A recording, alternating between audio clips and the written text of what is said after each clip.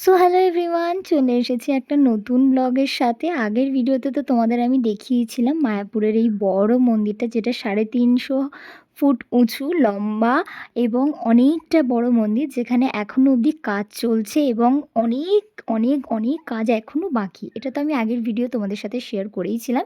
তো রাধে রাধে বন্ধুরা, আজকে আমি চলে এসেছি আবারও একটা নতুন ভিডিওর সাথে, মায়াপুর ব্লগের পার্ট 3 নিয়ে। তো দেখো, আমি প্রথমেই চলে গেছিলাম একটা দোকানে, যেখানে শুধু যেদিকে তাকাচ্ছি ঠাকুরের জিনিস আর ঠাকুরের জিনিস। ওখান থেকে বেরিয়ে কিন্তু যাচ্ছিলাম অন্য একটা মন্দিরের উদ্দেশ্যে। এই মিউজিয়ামটা চোখে পড়লো, মিউজিয়ামটা একবার দেখা যেহেতু, তাই আর ভিতরে ঢুকিনি। আর আমার বোন দেখো এই পেনগুলো কিনেছে। আমি না ছোটোবেলায় এরম পেন অনেক কিনেছিলাম। এটায় না বাবলস ফোলানো যায়, প্লাস যে জায়গাটা ধরে আমি বাবলসটা ফোলাচ্ছি সেখান থেকে কিন্তু একটা রেড কালারের স্ট্যাম্পও থাকে, যেটা হাতে বা খাতায় মারলে খুব সুন্দর একটা শেপ তৈরি হয়। তো যাই হোক, আমার বোন এটা জানতো না। আমি ওকে দেখালাম, দেখ এই স্ট্যাম্পটা এখানে আছে। এইরকম পেন না ছোটোবেলায় আমারও ছিল অনেক। আমিও অনেক কিনে ভর্তি করতাম। তো আজকের ব্লগটা একটু বড় হতে চলেছে, একটু দেখো পুরোটা। যেহেতু মায়াপুরে অনেকবারই গেছি, মানে ২-৩ বার ৪ বার তো গেছি, কোনো দিনও গোশালাটায় না যাওয়া হয়ে ওঠেনি। তো সেই দিন আমার কি মনে হলো, আমি নিজে থেকেই বায়না ধরেছি যে মা, আমি গোশালায় যাব, গোশালায় যাব। আর এই ফুলগুলো দেখো কত সুন্দর না। আমার মা একটা দাঁড়িয়ে দাঁড়িয়ে এই ফুলের সামনে ভিডিও করছে, আর এই আন্টিটাও একদম মাঝখানে চলে এসেছে। তো যাই হোক, আমাদের ভিডিও কমপ্লিট হয়ে যাওয়ার পর আমরা কিন্তু গোশালার উদ্দেশ্যে চলে যাচ্ছিলাম। আর গোশালায় যাওয়ার আগে কিন্তু আমাদের পেয়ে গেছিলো প্রচণ্ড রকম খিদে, আর আমরা ওখানে ভোগ খাওয়ার জন্য গদা ভবনে টিকিট কেটে রেখেছিলাম। আমার বাবা আগে থেকেই কিন্তু গদা ভবনের টিকিট কেটে রেখেছিল, যেহেতু লাইন অনেক পিছিয়ে পড়তে পারে তাই জন্য। আর তোমরা জাস্ট ভোগের লাইনটা দেখো, এটা হচ্ছে ব্যাচ নাম্বার 2, মানে এতজন মানুষ সবাই কিন্তু ব্যাচ নাম্বার 2তে দাঁড়াবে। আগের লাইনটা কিন্তু বাইরে দিয়েই দাঁড় করানো হতো, কিন্তু এই কদিন লাইনটা কিন্তু মানে একটা রোয়ের মাধ্যমে নিয়ে আসা হয়েছে। এই বছর গিয়ে এটা নতুন দেখলাম। এই হলো গদা ভবনের ভিতরটা। এইখানেই কিন্তু বসিয়ে মানুষজন, প্রচুর মানুষ এখানে ভোগ খায়। এখানে প্রচুর জায়গা আছে, আশা করি তোমরা দেখে বুঝতেই পারছো। আর এইটা হচ্ছে এক্সিটের পথ। এটা এটা দিয়ে হচ্ছে গদা ভবনের বাইরের দিকটা যাওয়া যায়। আর এই হচ্ছে বিশাল এক ভবন, বিশাল এক জায়গা। আর এখানকার খাবার দাবার যা সুন্দর খেতে হয় গাইস, তোমাদের কি বলবো। একটা আলুর চপ টাইপের ছিল, একটা তরকারি ছিল, এক ডাল ছিল, পায়েস ছিল, পায়েসটা যেন অমৃত। আর দারুণ খেতে ছিল, একটা চচ্চড়ি টাইপ ছিল, মানে খুবই সুন্দর ছিল। ব্লগটা আপলোড করতে একটু দেরি হয়ে গেছে, আসলে সময়ের খুব অভাব জানো তো, তাই ব্লগটা আপলোড করতে একটু বেশিই দেরি হয়ে গেছে। আর এই দেখো, আমার বাবা মাও এখানে বসে পড়েছে খাওয়ার জন্য। আমরা ৩ জনেই কিন্তু এখানে বসেছিলাম, আর আমার বোন কিন্তু ভিডিও করছিল এদিক ওদিক ঘুরিয়ে। ও খেতে বসেছিল, খাচ্ছিল কম, ভিডিও করছিল বেশি। তো যাই হোক, খাবার দাবার কিন্তু ভীষণ ভালো ছিল। তোমরা যদি কখনো মায়াপুরে যাও, অবশ্যই গদা ভবনের খাবারটা ট্রাই করো কিন্তু। আর কারা কারা মায়াপুর গেছো আমাকে অবশ্যই কিন্তু কমেন্টে জানাতে ভুলো না। আমাদের খাওয়া দাওয়া শেষ করার পর আমরা কিন্তু বাইরের দিকে চলে এসেছিলাম। এবার কিন্তু আমরা যাব গোশালার দিকে।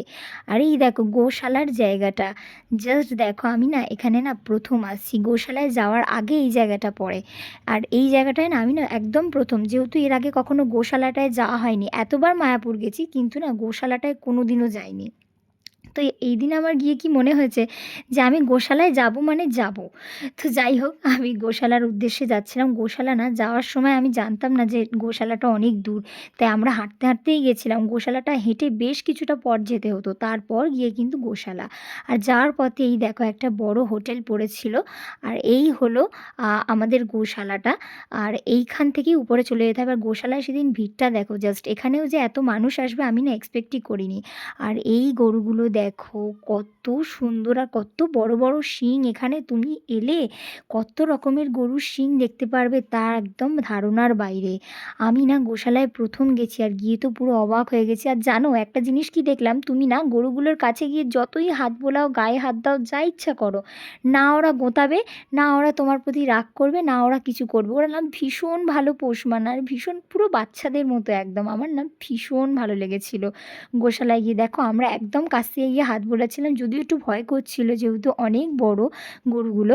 আর এই দিকে দেখো কত বড় বড় শিং নিয়ে গরুগুলো দাঁড়িয়ে আছে, আমি না জাস্ট দেখে অবাক হয়ে গেছি। এবার তোমাদের দেখাবো একটা ভোলাকে, যার শিংটা ছিল একেবারে অদ্ভুত। জাস্ট দেখো, কিন্তু ও না কিচ্ছু করছিল না, জাস্ট দেখো একদম চুপচাপ। আর দূরে সেই দেখতে পাচ্ছ, সেই দেখো জুম করে দেখাচ্ছি কত বড় শিং। এটা আমি মায়াপুরের গোশালায় না গেলে আমি জানতেই পারতাম না যে একটা গরুর এত বড় বড় সুন্দর শিং হতে পারে। তো যাই হোক, গোশালা দেখা কমপ্লিট করে কিন্তু আমরা টোটোয় উঠে পড়েছিলাম। যেহেতু গোশালাটা অনেকটা দূর ছিল, আমরা আসার সময় বুঝতেই পারিনি। তাই আমরা কিন্তু উঠে পড়েছিলাম টোটোতে। টোটোতে উঠে কিন্তু আমরা একদম মায়াপুরের আবার মেন মন্দিরের সামনেই নেমেছিলাম। আর আমার না একটুখানি চললেই না খিদে পেয়ে যায়। তো যাই হোক, খাওয়া-দাওয়া বাদ দিয়ে আমরা কিন্তু এখন চলে যাব নবদ্বীপের উদ্দেশ্যে। যেহেতু নবদ্বীপটাও দেখার টার্গেট নিয়ে বেরিয়েছিলাম। আর যখন নবদ্বীপে যাচ্ছিলাম তখন পুরো বেলা হয়ে গেছিলো, মানে বিকেল, বিকেল ভাব চলে এসেছিলো। বিকেল তখন 4টে বাজে, তখন আমরা নবদ্বীপের উদ্দেশ্যে বেরাচ্ছিলাম।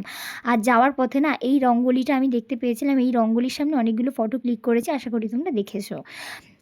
আর আমি যখন বাইরে বেরাই আমার না খুব ইচ্ছা ছিল যে রসকলি আঁকাবো। কিন্তু রসকলি যে আঁকাবো সেটারই লোক খুঁজে পাচ্ছিলাম না, যে কারা আঁকায় বা কোথা থেকে আঁকায় আমি এটাই বুঝতে পারছিলাম না। মেইন মন্দির থেকে বাইরে হেঁটে বেরোনোর সময়ই দেখলাম রসকলি নিয়ে দাঁড়িয়ে আছে কয়েকটা আন্টি।